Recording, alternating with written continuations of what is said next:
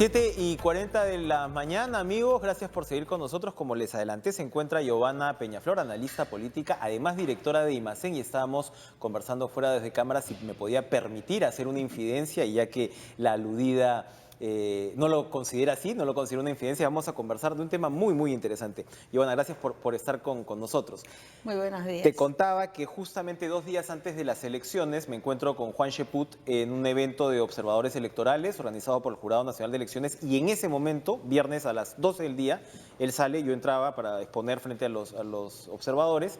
Me cruzo con él y le pregunto cómo van las encuestas internas, y me dice: es el primer tracking, ¿no? Donde aparece Pedro Pablo Kuczynski con 0.1% por encima de su contendero. Esto fue viernes en la mañana. Y lo que sabíamos es que IMACEN realizaba ese trabajo interno para Kuczynski, para la campaña de PPK. Bueno, o sea, fue un momento crucial seguramente, ese donde se veía, no podemos hablar de una volteada en regla con 40.000 votos, pero sí de un cambio de tendencia. Se veía venir. ¿Cómo se vivió adentro en realidad fueron este evento? 15 días muy intensos, porque definitivamente PPK venía de atrás, venía con 5 puntos abajo. Pero lo que sí registraba el tracking, que es una medición que se hace para evaluar el impacto de todos los acontecimientos de la campaña día a día, que tiene algunas características especiales, es que había un número importante de personas que decían que iban a votar en blanco o viciado o que no respondían, las cuales en su mayoría provenían de haber votado por Verónica Mendoza, por Barnechea, es decir, personas que se veían más cercanas a PPK que a Keiko Fujimori, pero que estaban más cercanas a votar en blanco que por él. Entonces, todo el rush final de la campaña está muy orientado a trabajar con ese sector para poder acortar distancias. Además, se produjo también otro elemento, que es una reducción del voto de Keiko, ligera pero suficiente para permitir que finalmente PPK terminara ganando por los 40.000 votos. Ahora que están saliendo estas encuestas, Ipsos ha presentado una encuesta ayer de percepción de la gente de por qué no pudo ganar finalmente Kuczynski. En realidad los motivos ya han sido bastante comentados, ¿no? Estamos hablando otra vez de una diferencia mínima de votos, pero cuando uno hace esta metodología del tracking, que me imagino yo, claro, no cumple con todas las características de una muestra tradicional, porque es algo rápido, es algo...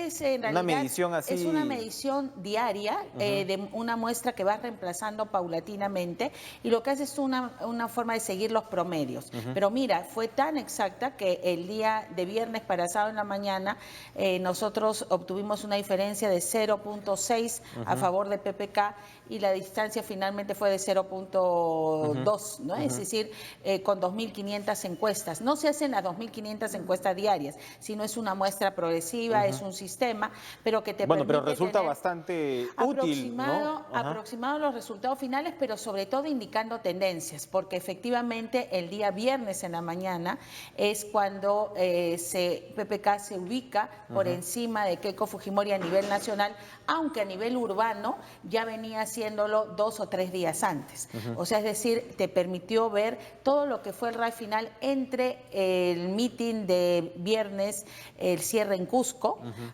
el debate y el posterior apoyo Fue una muy buena semana, la última semana. Fue una semana en que yo creo que pasó por una convicción ya total del candidato en lo que estaba en juego y en la posición que él tenía que asumir, y que definitivamente terminó, digamos, reafirmándole su intención de seguir una estrategia que había sido planteada, pero que no era seguida con toda la disciplina o todo el rigor posible. Hemos visto, yo he visto declaraciones luego de, por ejemplo, el asesor argentino que trabajó en la campaña de Kuczynski. Él dijo que él, por ejemplo, no estaba tan de acuerdo con empuñar, digamos, con fuerza las banderas del antifujimorismo, ¿no? Bueno. Y parte de la campaña, ¿no?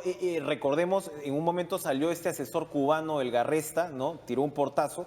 Y lo que sabemos, entre otras cosas, es que él también abogaba, hablamos de mucho antes en la campaña, abogaba por ser mucho más frontales, ¿no? con el tema del antifujimorismo. Finalmente,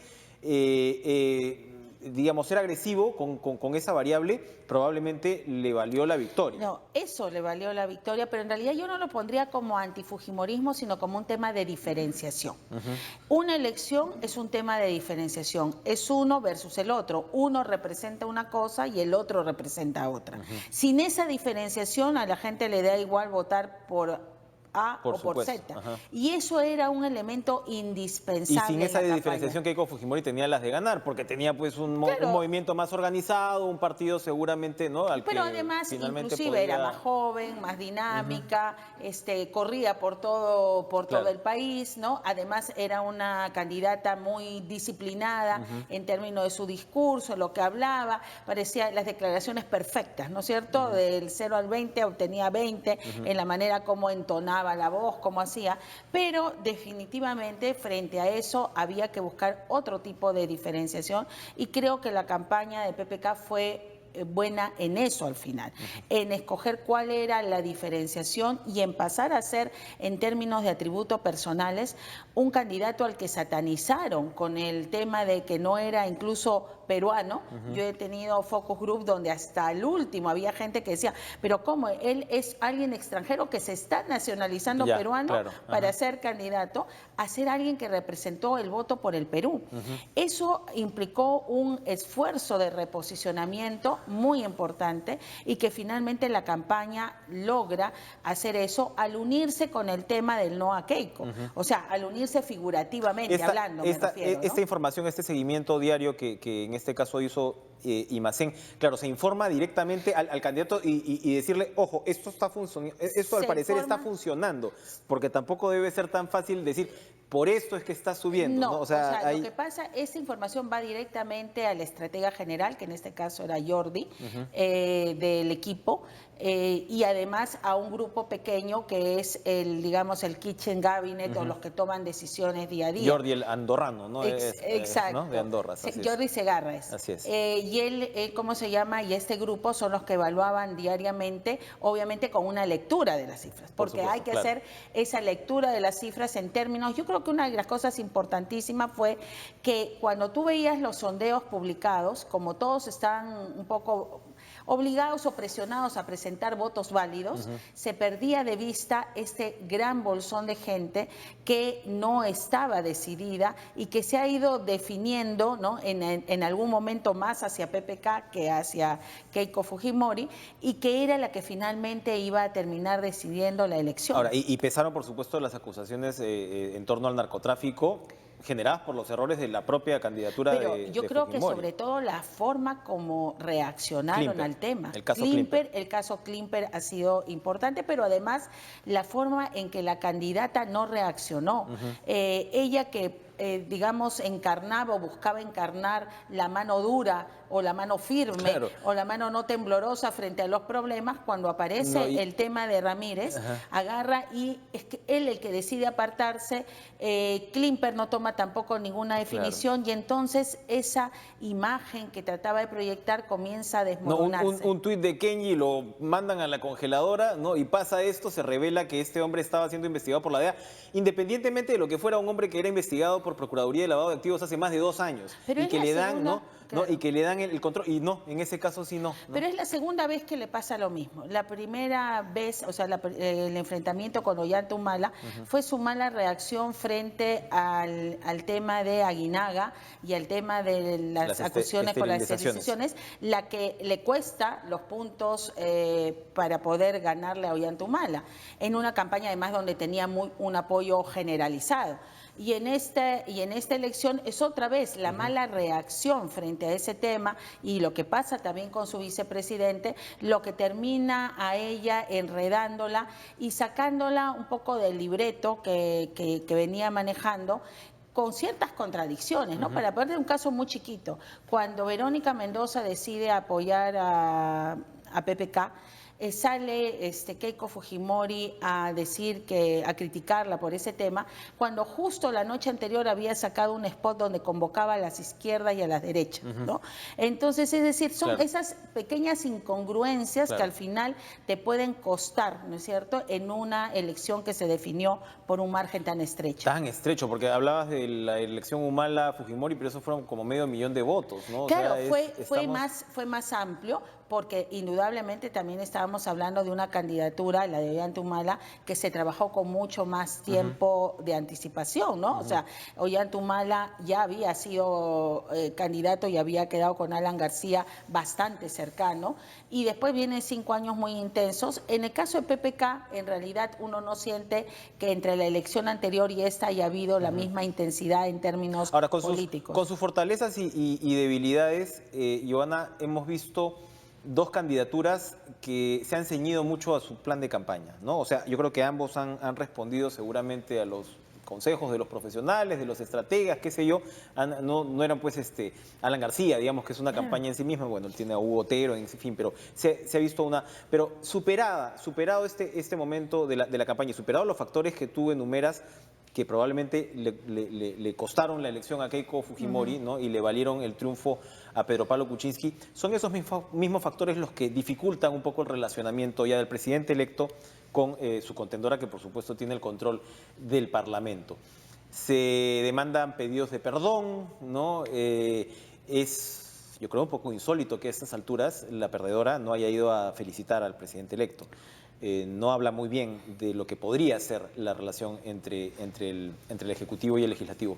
¿Cómo restañar estas heridas saliendo pues ya de estos factores que definieron Yo creo que campaña, lo primero ¿no? que tendría que ver la señora Keiko Fujimori es que ella es una mujer joven y con futuro político, y que lo que está haciendo o dejando de hacer en estos días está marcando definitivamente lo que puede ser esa posibilidad por ella anunciada de volver a postular y de ganar un proceso electoral.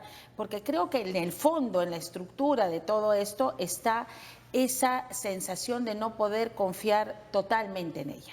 O sea, ella firmó en la primera vuelta, hacia el final es un compromiso, después trató de ratificarlo. Fue otra Keiko Fujimori la que se vio en la segunda vuelta. Claro, pero finalmente genera pues dudas, ¿no? O sea, fue vista como un riesgo.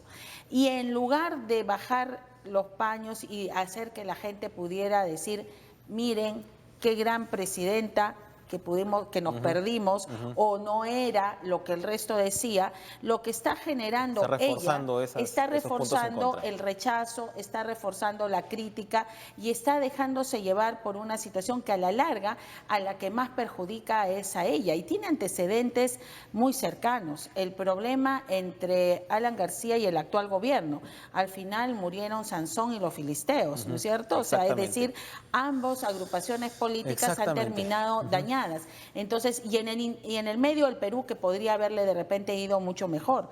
Entonces, estamos hablando de una situación donde ella tiene otra vez en sus manos su futuro, y creo que no está jugando las cartas, porque otra vez creo que está leyendo mal los datos. Es muy cierto lo que dices, ¿no? Entrar a esta figura de morir matando, ¿no? Probablemente, yo tengo que confesar también, en su momento he podido conversarlo tanto con Alan García como con el presidente Ollanta Humala, y a ambos les dije, oiga, ¿no cree usted que ya hace un tiempo, ¿no? Y para ambos, pues para García era un tema de posicionamiento como oposición, ¿no? Y Humala decía que no, que ellos no tenían una ojeriza en especial contra García, cuando evidentemente era lo contrario, y ya vemos dónde está García después de las elecciones y dónde está Humala ahora mismo, ¿no? Y yo creo que ese enfrentamiento, como tú dices, ese enfrentamiento en realidad es lo que está en el fondo de el estado de la popularidad de ambos personajes. Claro, ¿no? y en ese momento estamos empezando un nuevo periodo con algunas características importantes, como tú has señalado, el tema de la mayoría en el Congreso de Keiko Fujimori o de Fuerza Popular. Y en ese sentido ya habrían que preguntarse, ¿no? Porque esto podría ser como la canción ese, dueño de ti, dueño de qué, dueño de nada. Porque finalmente el tema del Congreso es un problema. O sea, manejar el Congreso de la República, o sea, ser ante la opinión pública el responsable de cómo funcione ese poder poder del Estado, es un reto. Es más desgaste que otra cosa. Es, en todo caso, un reto súper importante, que si lo logran superar, bien por la salud democrática del país. No, y es realmente, Giovanna, cuando Keiko Fujimori tendría que demostrar que todos esos mensajes de democracia que ella quiso dar, sobre todo en la primera vuelta, ¿no? Ese mensaje de apertura que para mí lamentablemente se contrajo, ¿no? Durante la segunda vuelta, precisamente el control del Congreso es la primera forma de demostrar que el fujimorismo puede operar en democracia de verdad, ¿no? Claro, además tiene incluso retos propios, ¿no? Como por ejemplo, o sea, se pasaron 10 o 11 congresistas con problemas. El primer gran tema que tendrá que hacer su bancada es qué hace con esos congresistas. Entonces, eso es parte del mensaje y de las cosas que tiene que definir. Tal vez en ese sentido, este pedido de disculpas, ¿no? Es centrar los ojos del electorado, de la opinión pública, en otros temas que no son los fundamentales, como pedir cuál es el tema de lo que piensa hacer. O sea, más allá de que hable o no hable con el presidente electo, indudablemente al tener ellos esa mayoría tienen un manejo de la agenda legislativa mucho mayor. ¿Qué es lo que piensan hacer con el Congreso? ¿Qué es lo que piensan hacer con su bancada? ¿Cuál es la forma en que piensan manejar? ¿A quién van a poner de presidente o van a postular como candidatos? ¿Y cuál es digamos, el posicionamiento que van a tener? Entonces, este tema de las disculpas yo creo que va ya entre cortina de humo, ¿no es cierto? Para dilatar en todo caso y postergar algunas definiciones, más que como una posición, creo yo, inamovible del fujimorismo. Ahora, ¿qué le conviene al fujimorismo? Yo creo que obviamente cogobernar no le conviene a ellos, como no le conviene al Frente Amplio, por más que finalmente el apoyo de Verónica Mendoza le terminara ayudando a PPK a ganar la presidencia. Creo que este tema de cogobiernos no es lo que la gente estaba esperando. Una figura dada la responsabilidad y el desafío que tiene el fujimorismo, como dices tú, con el control del Congreso, que ya de por sí es bastante grande, es un reto bastante complejo, con la imagen además que tiene el Parlamento.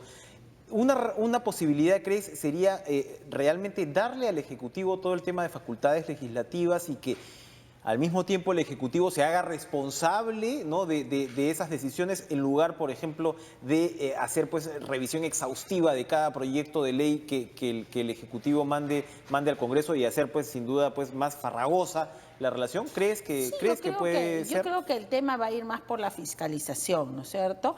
O sea, la fiscalización podría ser un tema sumamente importante desde el Congreso, pero para lo cual es obvio que el Congreso tiene que fiscalizarse a sí mismo también. O sea, si quiere tener legitimidad en ese aspecto, por eso te decía, ¿qué va a hacer con el tema de su bancada en términos de la gente cuestionada y en general de lo que aparezca en el Congreso? Porque estamos acostumbrados que inicie el Congreso y comienzan a aparecer todas las denuncias habidas y por haber. Entonces, eso va a tener que definirse o van a tener que definir qué hacer. Luego está, obviamente, el tema de cómo actuar tal vez en todo este tema de protestas sociales, ¿no es cierto? Lo que hemos visto es 5 años donde el fujimorismo, que ha tenido una fuerza importante, en realidad no fue que cuestionó mucho a los ministros del Interior por el problema de cómo reprimir o controlar las protestas, sino más bien por el tema de seguridad ciudadana, ¿no? O sea, si hacían o no hacían. Tal vez en esta oportunidad el fujimorismo se vuelva un poco más, si quieren, de centro izquierda, en el sentido de reclamar actitudes más menos drásticas o menos duras o más dialogantes o lo que fuera, podría ser una vena, digamos, de desarrollo interesante para reforzar con estos votantes con los que digamos, contó en esta segunda vuelta. Para terminar, Giovanna, ese espacio, ¿no?, al que te refieres, hacia una posibilidad de tirar hacia el centro izquierda, es crucial también el relacionamiento con el Frente Amplio. Es decir, el fujimorismo obviamente va a entrar a disputar parte de las banderas, como ya lo vimos, ¿no?, en segunda vuelta, que le corresponden a la izquierda. Y me dicen además por ahí, insistentemente, que Verónica Mendoza no está del todo contenta con, no todo está tranquilo dentro del Frente Amplio en términos de cuál es la postura que debe ser probablemente, y como se esperaba, hay elementos bastante más radicales que Verónica Mendoza, ¿no? Y que están pugnando, ¿no? Por entrar de frente con algo más frontal. Vamos a ver pues también cómo se desarrolla, ¿no? Sí, va esa, a ser, esa relación. o sea, cada uno de los, digamos, personajes de esta elección tiene su propia mochila a cuestas, ¿no? Sus propios temas a resolver.